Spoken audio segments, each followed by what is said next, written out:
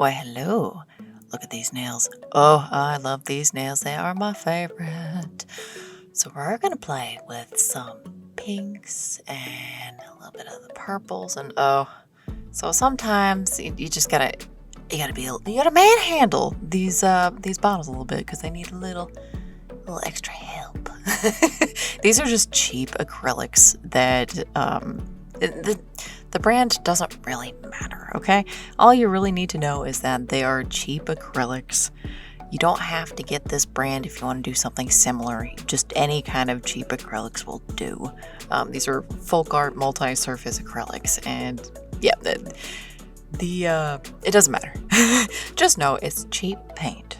You don't have to get the expensive stuff to make a cool thing. That's kind of the whole point of this alien landscape series that I'm wanting to start here, because I don't want anybody to feel like there's a giant barrier to entry to start doing art, because there's not. You don't have to use the expensive stuff. You don't have to buy the expensive stuff. You know, if you can spend a few dollars on some cheap paint and still make something cool. That's kind of the whole point of this. I got my coffee, I'm ready to go. We're gonna get paint everywhere. You can see the purple from the last painting that I did underneath this. We're not gonna talk about it. We're gonna pretend like I didn't just do a different painting. We're gonna pretend with me, okay? This is real life. This is not my day job. So all of this work that I do to make these videos, the actual painting, the editing, the voiceovers, the background music, the uploading, all of it takes so many hours. I have a very deep respect for YouTubers now, because I did not understand when I started all of this how intense the whole process is. It's very, very intense. And I'm likely going to someday make videos explaining how the whole thing goes, but I'm still learning. I'm still at the very beginning of this. There's a lot that goes into these videos, y'all. It's not just, making a painting and filming it and putting it on the internet. There's a lot of steps in between. I have had to learn a lot of new softwares, a lot of new processes, a lot of new things, which is so exciting to me. That's what I love. That's what I want to do. That's why I'm doing this, because I am here to grow, to learn more, and maybe take some people with me to learn some new stuff, because there's a lot of fun in this. There is. It's a lot of work, trust me. If you want to make YouTube videos, please do. Start today. Just start. There's so much to learn that, just start. That's all I can say. Just start putting in the work, because there's a lot of work to do to make these. It's think of it as you are your own movie studio. You are the indie film industry, one person. I am making the entire video, the entire movie from start to finish. I'm doing all of it. I don't have any help. It's just me. And it's kind of intense. And I'm really enjoying it. All of it. I get a little geeky about software and about data and colors. It just, every single part of this has been a fun learning experience, and it's just, I'm gonna keep going. I don't expect to, that's the thing. I don't really expect much out of this. I don't, but I'm gonna keep going because this is a lot of fun, and who knows? I'm learning so much, and I'm changing so much of my art for this, that it's a very interesting process. I'm just gonna keep going. I'm very excited. I'm sure you can tell by now. Anyway, I probably should be talking about the actual painting. I haven't talked about the painting once yet, and we've already got the background down. I cannot help myself. I get excited about things and I go on tangents. It is my brain. It is what it is. Cannot be helped. But when doing the background for these, you can kind of get little misty effects with this cheap acrylic kind of stuff. But you gotta work really fast, super fast. Paint everywhere. See it? Look. I bet it is on the underside of those nails too. Yep, everywhere. Just everywhere. For blending that background, you just work really fast. You just keep putting paint on and just keep blending and blending and blending until you can't stand it anymore, and then you can stop. That's about how you do that. You just keep doing it. That's all I can say. But now we're adding little spikies, little landscape bits. I don't know. I felt like little spiky kind of rock formations. Who knows how these could have been built in my imaginary landscape?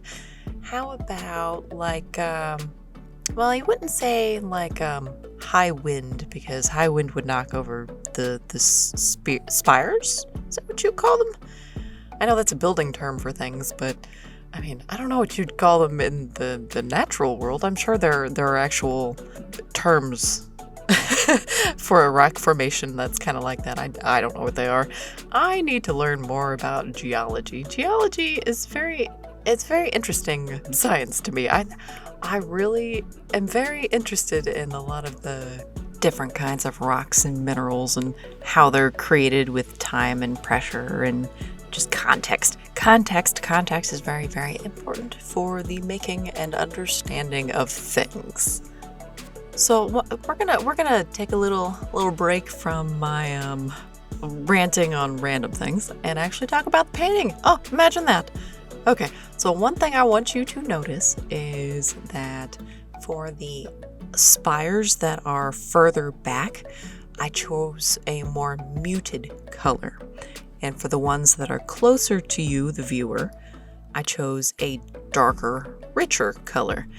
Now, I did that on purpose. It is an optical illusion that is used in art to help the eye see depth.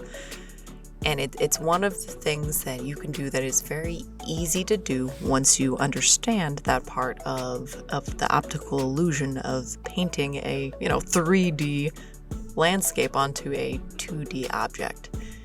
It's one of those tricks that are essential and used on a regular basis for artists that if you use it long enough, you don't even think about it. Like, I didn't even have to think about doing it. I just did it. And that comes from just time of doing this over and over and over again, and many, many, many thousands of hours of painting. I am not new at this. I have been kind of a semi-pro for a very long time. I'm not a teenager. That was a very long time ago. I've been doing this for a long time, and I'm here to show you some of the cool stuff that you can do and to let you know that you can do this. You can totally do this. If this looks cool to you and you want to try it, please do. Go get some cheap acrylics and go get some brushes. They don't even have to be expensive brushes. They can be cheap brushes too. This one in my hand right now is a cheap brush that I think came in like some sort of kit, so it was almost free. I mean, you don't have to have expensive supplies. You just got to put in the time to learn how to actually do the things. That's all I can tell you. That's it. You got to go through the process of learning how to do it. And isn't that awful, me telling you that there's not any shortcuts? Well, there's not, so boo-hoo for you. Put in the work, figure out how to do it. You can do it. It's okay. You just gotta try, okay? Watch other people do art, and you can pick up some of their knowledge quicker that way. It helps to do that kind of thing. It helps to watch and to try to imitate, but don't always imitate somebody else's art. It's okay to use an idea to further your own ideas. It's kind of the way of the artist to borrow. And that's okay, because, knowledge works like that you gotta figure it out. You gotta put in the work to understand it. And I like that. I like that a lot, which is why I am doing this intense process of learning the whole YouTube thing, because I would like to be a single person indie film studio by myself, just to make the whole process from start to finish is so much fun. I've got a lot to say and I want to put it out there into the world. I do. So maybe you're going to have a good time with me and just come along for the ride. Maybe you want to do some art too, or maybe you just want to hang out. That's okay too. Heck yeah. The more the merrier. So come join me, I'm really starting to like where this color scheme is going. And I kind of intended to make this more of a red landscape, but I think it turned out to be more dark pink.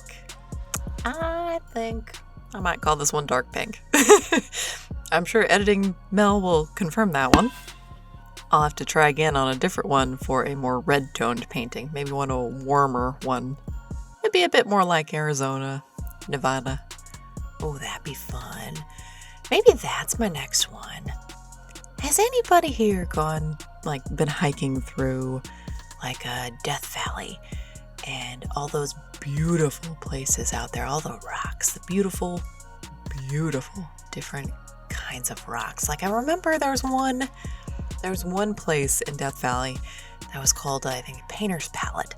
And it was such an interesting place because in the rock formations, there were just dozens and dozens and dozens of different colors winding through the hillside of the rock, which was, of course, a painter's dream fantasy. So maybe I'll have to do that kind of thing as one of these paintings because, as wild as some of these paint schemes seem, they're not actually that wild, okay? I could do much wilder, just absurd things. Oh, like black and neon. If you don't get the joke, that was the first video that I posted. Yes, I absolutely make jokes for myself. I keep my own best company, and I keep myself entertained, which includes making absurd jokes about things that nobody else is going to understand but make myself laugh. It's just a fun pastime. So, if I'm laughing about something dumb that doesn't make sense to you, it's probably because I did it to make myself laugh about my own dumb thought. It's how my brain works. It is what it is. And I'm going to continue to keep doing this to entertain myself because this whole process is so much work that if I'm not entertained and if I'm not having a good time doing this, then it is not worth the effort. But currently, it definitely is worth the effort. I feel like I am progressing in just my ongoing adult learning process. Because, that's how I believe we should all go through life, is continuing to learn, continuing to grow as people, continuing to further ourselves as best we can. I think it's a very important thing to do. And if you do it in art, if you do it in technology, if you do it in maybe in your bodyscape, if you learn how to eat better, you learn how to exercise better, you learn how to get a more regular night's sleep. All of these things, they help. So if you are struggling with any of these, pick one of the areas and start working on that one area. Try to improve your life in one way that you can, because these things can be stacked on top of each other. Once you get one thing down, guess what? You can add another thing. And then after that, you can add another thing. And then guess what? In a year from now, you'll be so much farther than you could have ever imagined when you first started. And so growth is like that. Growth is cumulative. Growth is ongoing. And we should all just keep going at it. There shouldn't be a stopping point for that. I really believe that we should all just keep going and we'll all be better for it. I'm not trying to be preachy. It's just the world looks a little different right now. And I think this is a very important thing to work on self-improvement, to try to better your own circumstances as best you can. I think that would be a very cool thing for people to spend more time doing. So please, take up a new hobby. Start gardening. Start exercising. Start eating a little better. Pick one of the things you want to work on and work on it. Put some effort into it. Put some time into it. You'll be better for it, I promise. Life is such a delightful adventure of mishaps and uncertainty and change. And I'm just having a good time with learning some new stuff.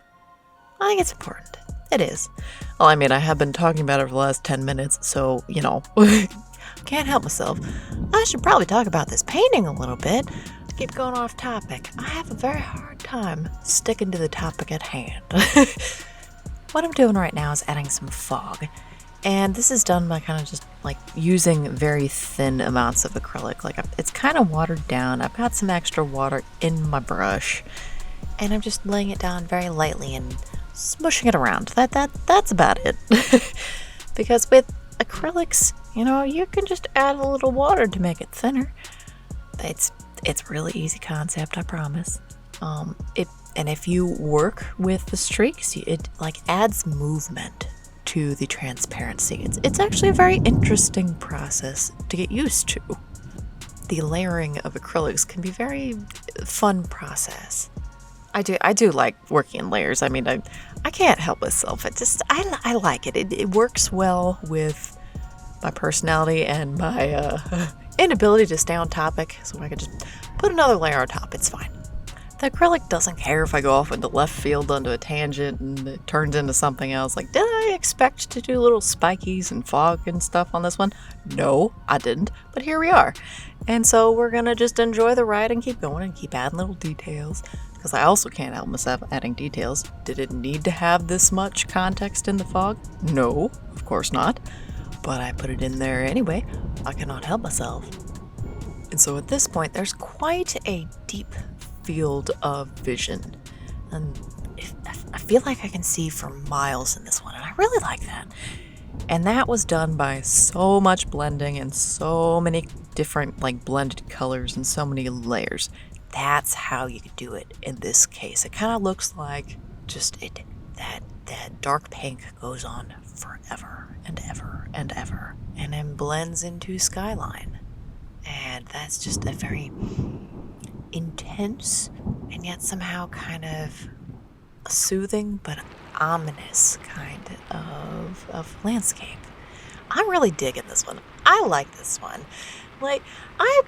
See, the thing is, as an artist, you rarely like the stuff that you actually make. It is what it is. There's a disconnect between what your mind's eye wants to make and what you actually have the skill to do. And every once in a while, the two things kind of they strike out a deal and meet in the middle. And that's what this one is. I'm really liking how it's turning out. This is one of the few that I would feel comfortable just keeping forever. This one is mine now. I claim it for myself. I don't feel attached to most of my art. I just don't. At least for me, a lot of it is just process. It's just learning. It's just the outcome of learning. And that's how I approach a lot of it. And that's how you can let stuff go. If you want to sell stuff, because if you are so attached to the stuff that you make, you're never going to sell anything. You're never going to be able to give it up. And that's not how I am. I'm not that way. I don't feel that attachment to most of the things. I can always make more. I can always do another painting. Always. So, there is no shame in having a painting that you don't like. It's fine. Who cares? Just make another one.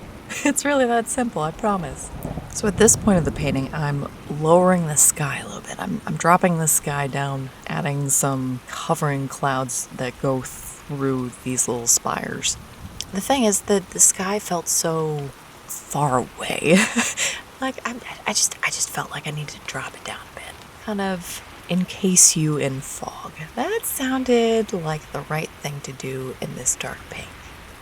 Seems like a very foggy place where it'd be very hard to see far, and yet at the same time, you're able to see for miles. And the disconnects like that are very interesting and fun to me. I like that kind of stuff. Because how can it be both? But it's both. Have you ever been through a cloud? Have you ever experienced what that's like? You can kind of get there from flying on a plane. That feeling of looking through the window and seeing the mist that you're moving through. That's not really mist, it's cloud. But up close, it just looks like the same sort of mist that you'd see in a forest on a morning after a stormy night where it is just fog everywhere. It's the same thing. So we're just lowering the cloud into this landscape. Everything is wet. Everything has moisture beads on it everywhere. Everything is dripping because there's a lot of soupiness to this landscape. And yet, it is also very sharp and spiky. Watch your step. A tumble here might break your skin barrier. Might be a little hurtful to take a tumble down one of the spires, you know? Not the greatest idea in this imaginary landscape. Maybe these spires are the height of skyscrapers. Maybe they're that tall, and maybe the creatures burrow into them, climb up them a little bit, out of the fog, out of the soupiness, to burrow into them and make their homes, to keep a dry place to sleep in. So I can imagine little bitty caves just speckling all of these spires where all the animals and things live. The flora and fauna would be exquisite because there's so much liquid, so much water, that I think it would be very swamp-like. Have you ever been to the Everglades down in Florida? Ever been around the swamp and see all of the deep greens and just all the moss and all of the trees and all of the flora and fauna that exist in that kind of a soupy landscape? There's a lot of life in it. There are so many aquatic animals that are, swimming around in the swampies. It's a very important part of our landscape, and it's a very beautiful place. But of course, in this landscape, they'd be reds and deep pinks. There wouldn't be any green. Do you see any green in this painting? There are no green leafy things. Everything is red and dark pink. What kind of clothing would the creatures wear? Something that repels water, maybe. Maybe there are some sort of reeds that grow in the water that repel moisture really well, and they're woven into fabric mat, and the creatures wear those fabric mat. So I can imagine these little creatures waking up in the morning to put on their little fabric mat clothes to climb out of little caves, climb down to the swamp to find something to eat.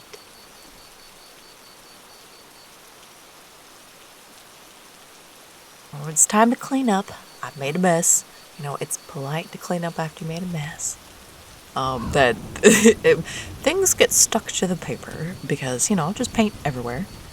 And this is what you turned out to be. I had a really good time with this one. I think it was a delight to paint, a delight to imagine what the landscape would be like and what would live in it. And yeah, there she is. Stuck together. Whoops. So, what do you guys think?